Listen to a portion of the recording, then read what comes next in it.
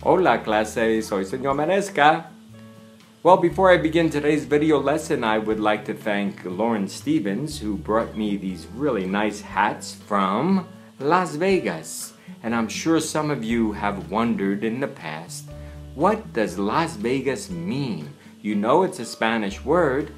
Well, back in the day when the Spaniards first arrived to this part of the world, this part of the country, they saw a green fertile plain, and they called it una vega, because that's what it is. Una vega is a green fertile plain or a meadow. And that's it right there. I also would like to talk about this word right here in Nevada, the state of Nevada. What's that mean? Well, it comes from the verb nevar, to snow. Nevada could be a noun. If it is a noun, it means snowfall or snowstorm, but it's also a past participle. And that's what our lesson is all about today, past participles. So get your notes out.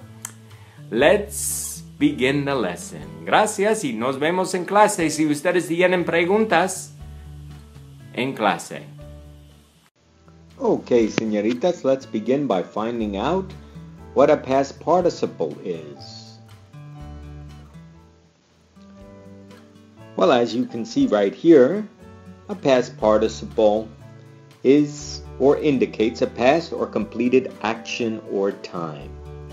Both English and Spanish have past participles. For example, the past participles of English verbs often end in ed, to turn, turned, but many, more so in English than in Spanish, many are irregular. For example, to buy, bought, to drive, driven.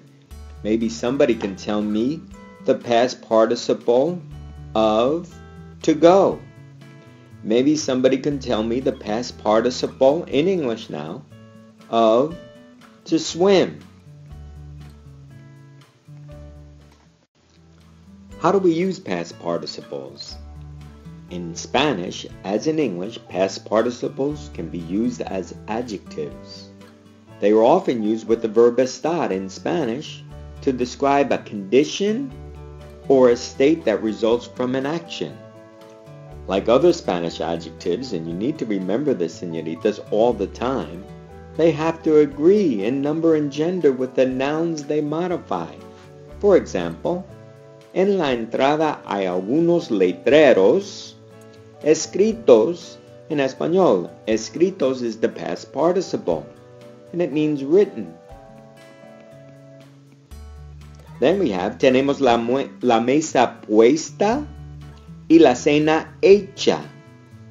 These happen to be, all three of these happen to be irregular past participles, but here we have placed or set, in this case because we set tables, and then la cena, done. So we have the table set and the dinner done. The easiest part of past participles is forming the regular verbs. AR verbs, you add ado after dropping the infinitive ending. Please remember though, that past participles, initially we're going to use them as adjectives, so you can have ado, ada, ados, and adas.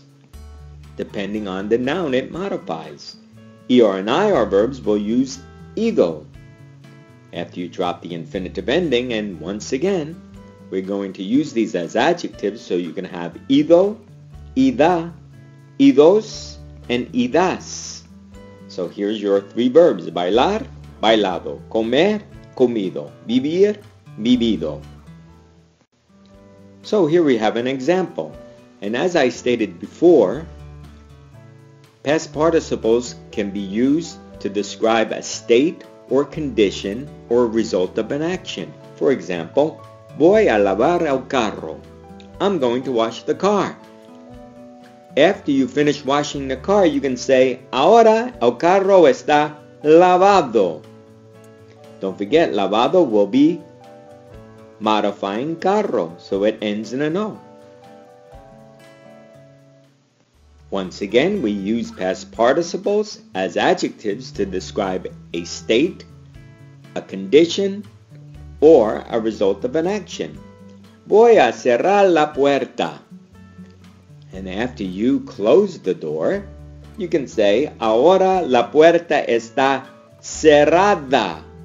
And don't forget, these are going to be used as adjectives, so cerrada is modifying puerta. So, how about states or conditions? Los chicos de Brophy se cansan fácilmente. They get tired easily. And of course, after they get tired, you can say, ahora están cansados. Cansados, modifying chicos. And of course, we have another one right here. Mis alumnas se aburren en mi clase. My students get bored in class. And after you get bored, you have this state or condition. Ahora están aburridas. Now they're bored. Aburridas because we're modifying alumnas. Note that we're using the verb estar. Now some past participles will carry an accent mark. And it really is ER and IR verbs. After you drop the infinitive ending, you'll have the vowel A, E, or O. So, because it's an ER or IR verb, you're going to use ido, but it's going to carry an accent mark. For example, caer. So after you drop the infinitive ending, ER, it ends in the vowel A. So, caído. Because Spanish doesn't want you to blend the two vowels together and say caído. No, they want you to say caído. Let's go to oír. After you drop off the infinitive ending, you have the O. And so you add ido. But you have to put an accent. Because Spanish doesn't want you to say oído, they want you to say oído. Now, like everything else in Spanish, we have a group of irregular past participles. And I like to refer to them as the tos and the chos. And so here's a group right here.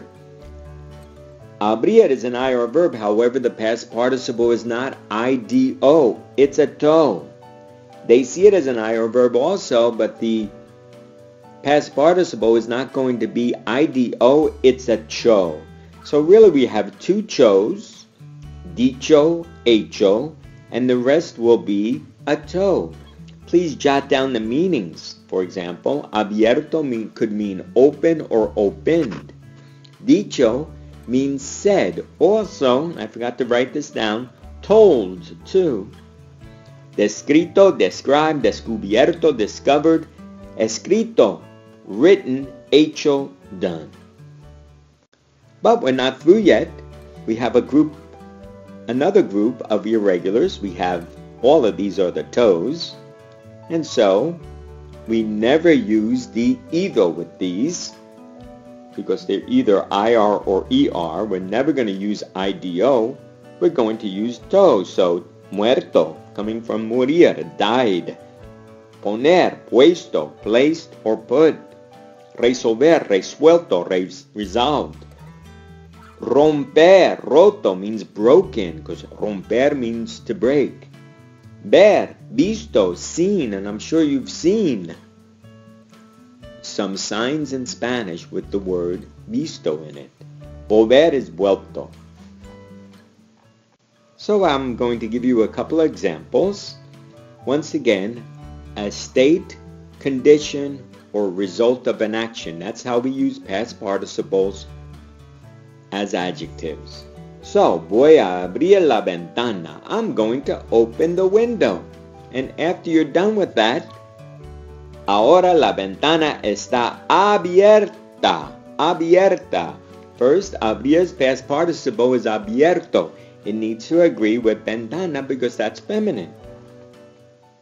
And did you know, señoritas, that there is a famous expression? And that expression is dicho y hecho. Well, when do we use dicho y hecho? Well, for example, you have a best friend, and you ask your best friend to do something for you. The best friend will only have to say, said and done. There's no need to say anything else. It's your best friend. Said and done. Dicho y hecho. Maybe some of you have bought things in Mexico and you've seen on the product, hecho en Mexico. That comes from the verb hacer. Hacer's past participle is hecho. So, that's all I have to say about past participles. We're going to practice a lot in class. Entonces, si ustedes tienen preguntas, pregúntenme en clase. Nos vemos. Gracias.